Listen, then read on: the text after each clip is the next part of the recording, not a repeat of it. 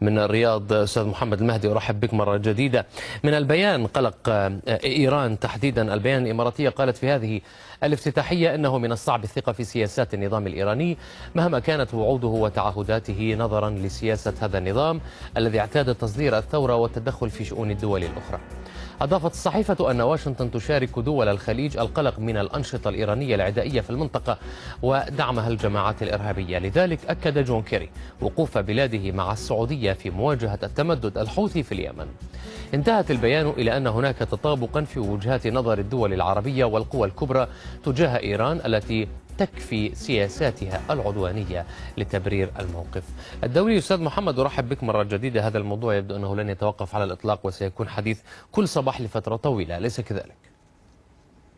نعم، بالتأكيد ما دامت إيران مستمرة في مشروعها الميليشياوي بشكل واضح، يعني سنستمر حديثنا بشكل واضح أيضا عن هذه الدولة التي تمارس الميليشيا بأنواعها المختلفة، حتى الميليشيا السياسية ربما تحدثت عنها سابقا.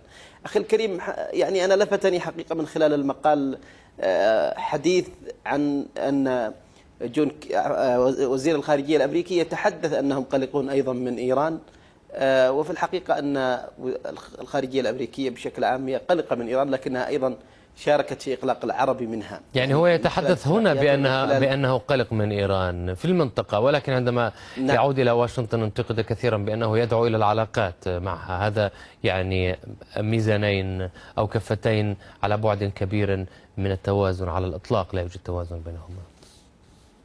نعم، هذا واقع أخي الكريم. هي السياسة الأمريكية تقدر مصالحها ولا تنظر لمصالح الآخرين، حتى لو ظهرت تناقضاتها. للأسف حتى في المظهر العام لهذه التناقضات لا تحاول الولايات المتحدة الأمريكية حتى صناعة مكياجات على هذه التناقضات للأسف. يعني تناقض واضح، ولكن المشكلة أن بعض العرب ينجر لها ويتحدث عنها كأنها إنجاز. ما هو الإنجاز الكبير من قلق الولايات المتحدة أو قلق وزير الخارجية، بينما الواقع على الأرض والممارسات التي تمارسها بشكل عام في علاقتها مع إيران واضحة في استهدافنا بشكل عام. نحن نريد جدية حقيقية من قبل المجتمع الدولي بشكل عام في الحفاظ على هذه المنطقة التي مصالحه فيها بشكل عام. يعني مصالح الولايات المتحدة الأمريكية موجودة في منطقة الخليج، والقلق يأتي لهذه المنطقة من قبل إيران.